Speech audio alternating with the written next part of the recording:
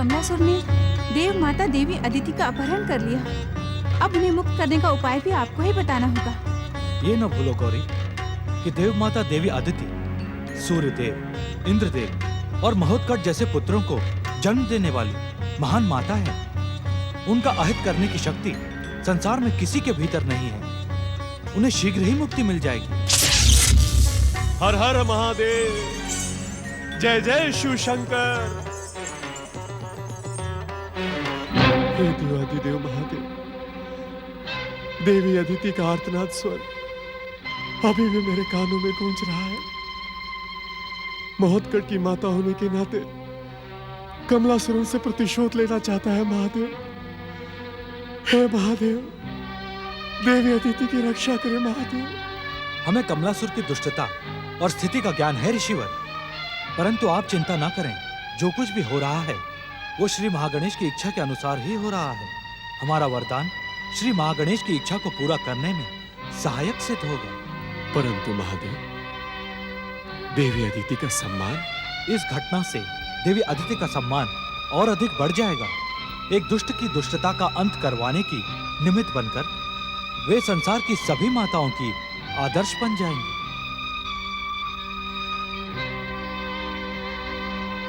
ऋषिवर कश्यप, क्या आपको मेरे कथन पर विश्वास नहीं है? नहीं नहीं महादेव, आपका कथन तो नियति के समान अटल है। परंतु महादेव, मेरे मन में एक प्रश्न उठ रहा है। आज यदि हमारा महोत्कट होता। नहीं ऋषिवर, श्री महागणेश के अवतारों को भिन्न भिन्न दृष्टि से देखना अनुचित है। महोत्कट, गौरीपुत्र और मयूरेश्वर में तनिक भी अंतर नहीं है। श्री महागणेश की इच्छा से ऋषिवर कश्यप को तुम्हारे मयूरेश्वर होने का ज्ञान है। तुम्हें ऋषिवर की शंका का समाधान करना होगा मयूरेश्वर।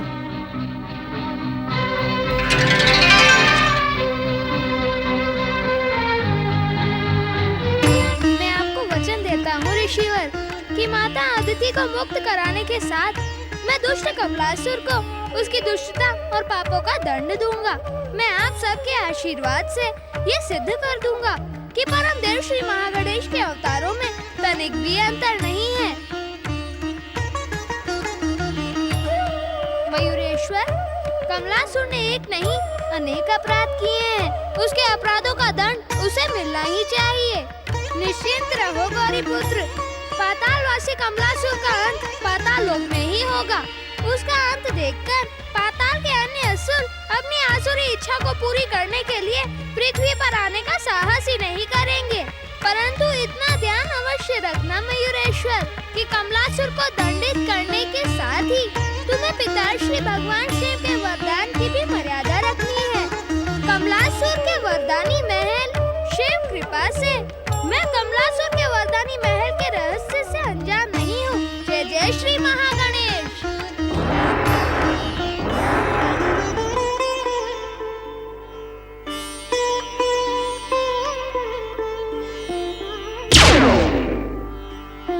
मयूरेश्वर श्री गणेश की जय। हे विघ्नों का अंत करने वाले मयूरेश्वर श्री गणेश, पाताल लोकवासी सभी असुरों का अंत करके पृथ्वी और स्वर्ग को सदा सदा के लिए सुरक्षित कर दे। देवराज, जय जय श्री महागणेश।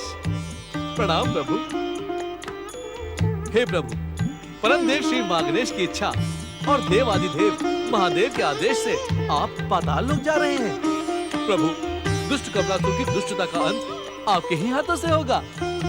आपकी जय हो प्रभु। विघ्नहर्ता मयूरेश्वर श्री गणेश की जय।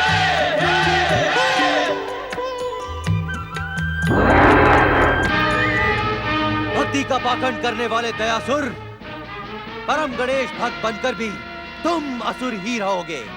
असुर तो असुर ही रहेगा। जीव अपना मूल स्वरूप कभी नहीं छोड़ता देवराज। जय जय श्री महागणेश। परंतु इस प्रशंसा का कारण क्या है? प्रशंसा? मैं तुम्हारी प्रशंसा नहीं, तुम्हारी मूर्खता की निंदा कर रहा हूँ। हम सब ने मयूरेश्वर श्री गणेश से समस्त असुर जाति के अंत की प्रार्थना की, और तुमने केवल कमलासुर का अंत चाहा। दयासुर, क्या तुम यही चाहते हो कि कमलासुर के अंत के बाद दूसरे असुर पाताल लोक से प्रकट होकर पृथ्वी और स्वर्ग में उपद्रव मचाएं? क्या तुम हम देवताओं को शांति से रहने नहीं देना चाहते दयासुर? जय जय श्री मां गणेश। देवगणों, कभी अपने स्वार्थ के स्तर से ऊपर उठकर सोचा करो। हमारे कहने से और तुम्हारे सोचने से कुछ नहीं होगा। होगा वही जो परम देव श्री मां गणेश की इच्छा है। जय जय श्री मां गणेश। जय जय मयूरेश्वर श्री गणेश।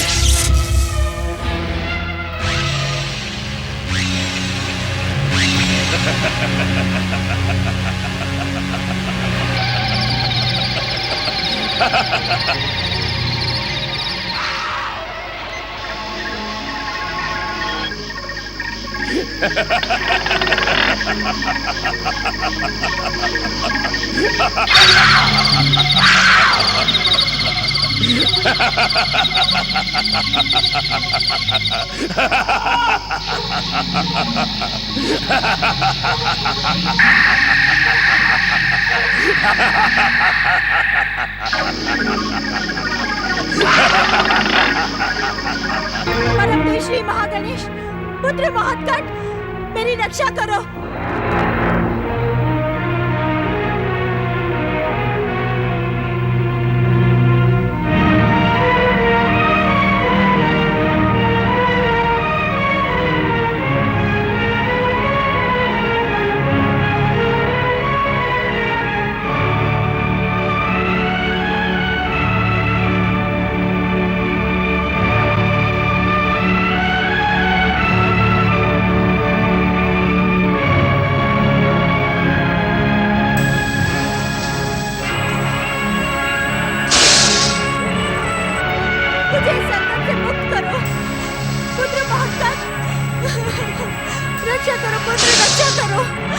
रक्षा करो पुत्र महत्कंठ, मेरी रक्षा करो, मुझे संकट से मुक्त करो।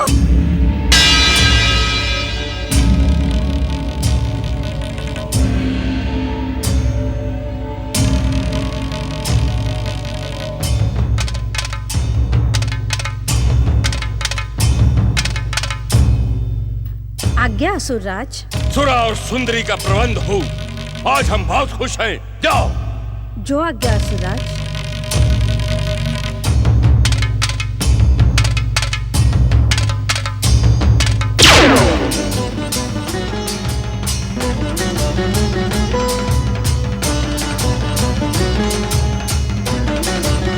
असुर,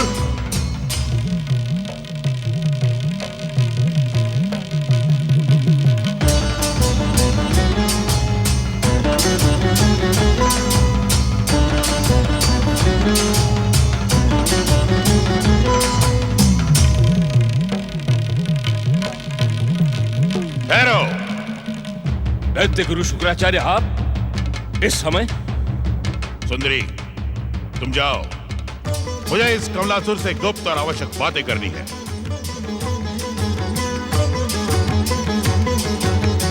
कहिए दैत्य गुरु, क्या कहना चाहते हैं आप? ये क्या मूर्खता कर रहे हो तुम?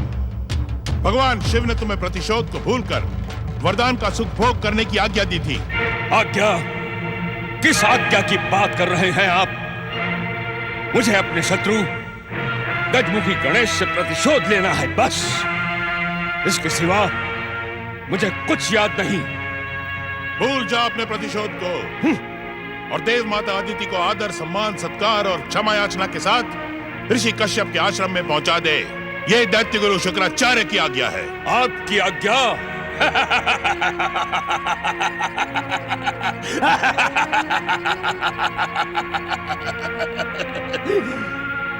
वरदानी, अतुल्य शक्ति संपन्न असुर सम्राट कमलासुर को आज्ञा।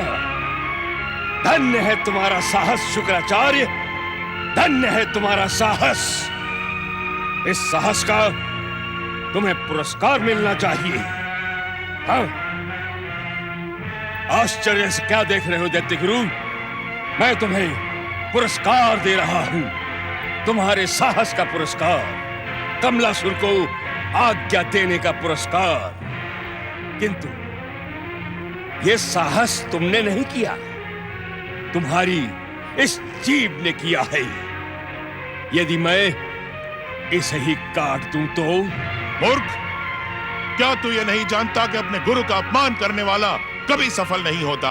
असफलता का हर द्वार कमलासुर स्वयं बंद कर चुका है।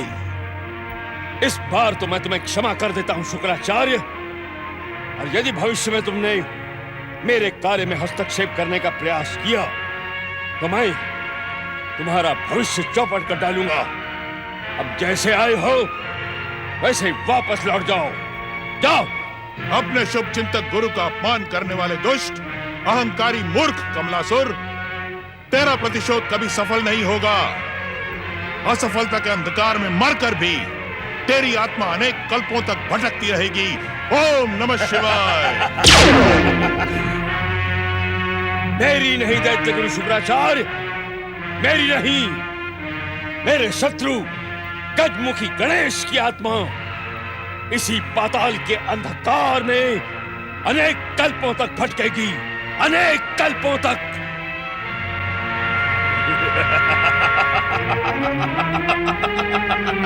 नागराज, नागरानी प्रकट हो। हमने आपके शत्रु को बंदी बना लिया है।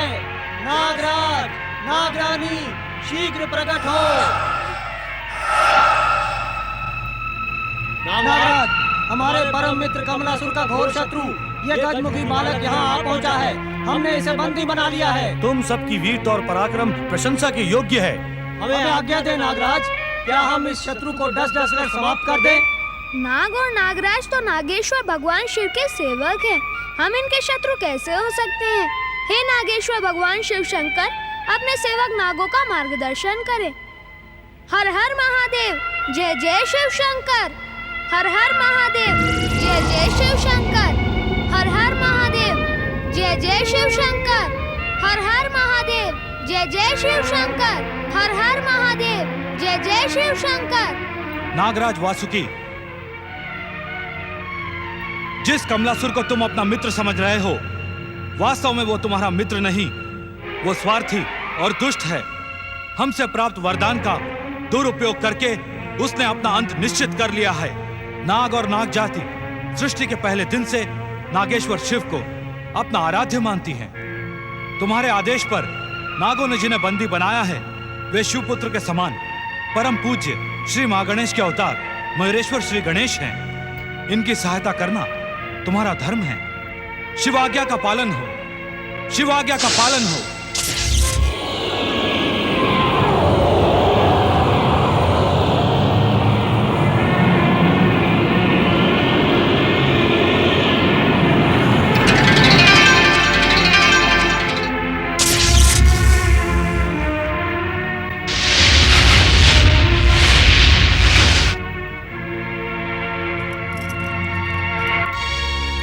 क्षमा करें मयूरेश्वर श्री गणेश, हम अज्ञानी आपको पहचान न सके।